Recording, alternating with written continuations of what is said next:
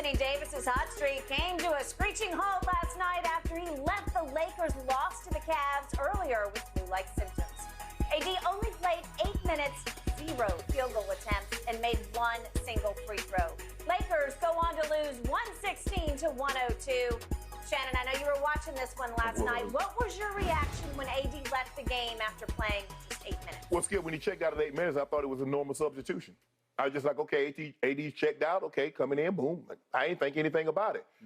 Second quarter started. I didn't see AD in. I was like, okay, maybe he just went to the... I didn't know until I started looking at the internet. I saw alert, AD's out with flu-like symptoms. So, like I said, I don't listen to the sound, so I didn't really think anything about it. Then I heard flu-like symptoms. I was like, well, whoo, that's best case scenario. I mean, what, 24, 48 hours? Hopefully it's not contagious. He didn't pass it along and nobody else misses any time. But hey, it just, unfortunately for the Lakers, they got 2 games in 48 hours, so that could be bad. D. Ham said that after the game that, he had a fever yesterday. He tried to go. So hopefully, you take some Motrin, you get some fluids into your system. You're able to rehydrate. Hopefully, the dizziness and anything that came along with the symptoms that you had, hopefully they dissipated.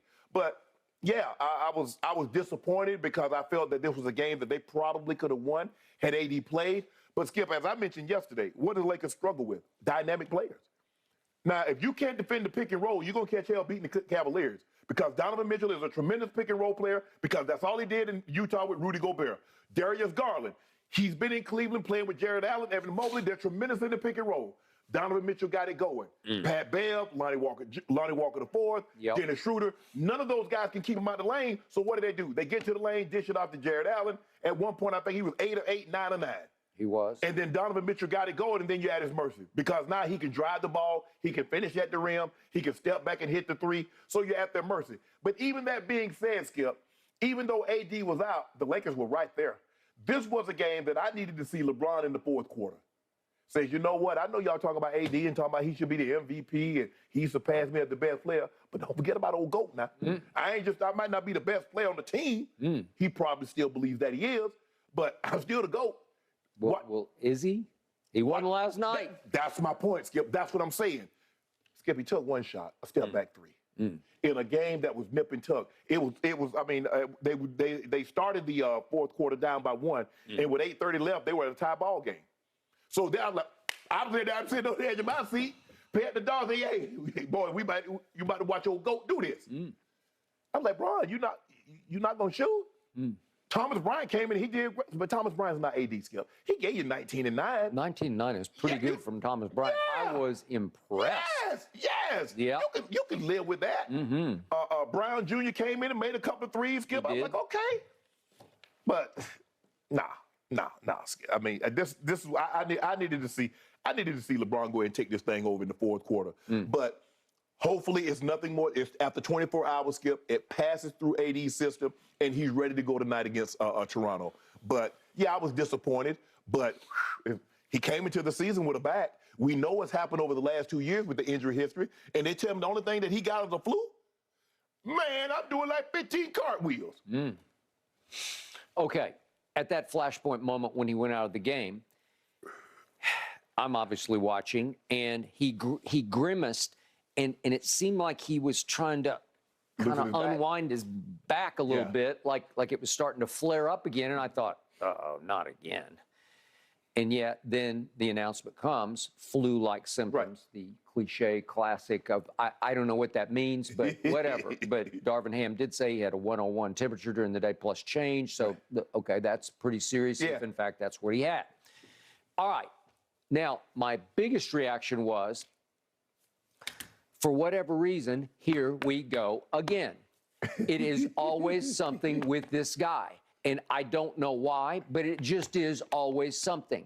And you've said it before, but you leap back on the bandwagon and began to drive it yesterday, and you're calling AD always dominating. And I warned you, I said, no, always disappointing. Because I think he's been more disappointing than dominating in the biggest picture.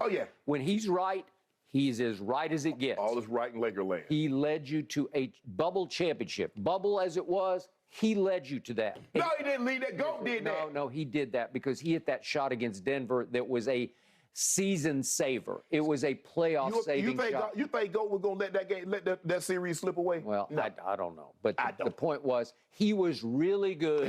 He was sensational in the bubble. Yes. All right. Now I look at the last 2 years. And I think you already know these numbers, but I'm going to just throw them right back at you again. So let's go back 2 years ago.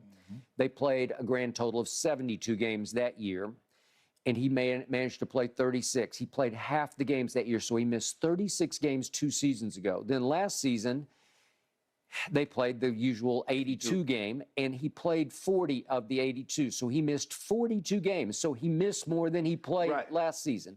So over 2 years, Anthony Davis has missed a grand total of 78 games. That's staggering to me because that will not work. No. You're obviously still paying him. He's still, you kept talking about for 2 years, the torch needs to be passed to a guy who's in street clothes at the end of the bench. Yeah, it's kind of hard to consistently, and Darvin Ham says we're going to run our offense through Red D, but it's hard when he's on the sidelines. Can't do it. No, it's can't hard. do it. And so all of a sudden this year, counting last night, he has missed 3 games. Yeah. Not the end of the world, but you've only played 23, so he's missing games. Right.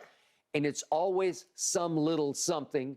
It's his back or it's this or it's that. And they don't seem like huge career-threatening kind of injuries, but he just stays something wrong hurt, right? Yes.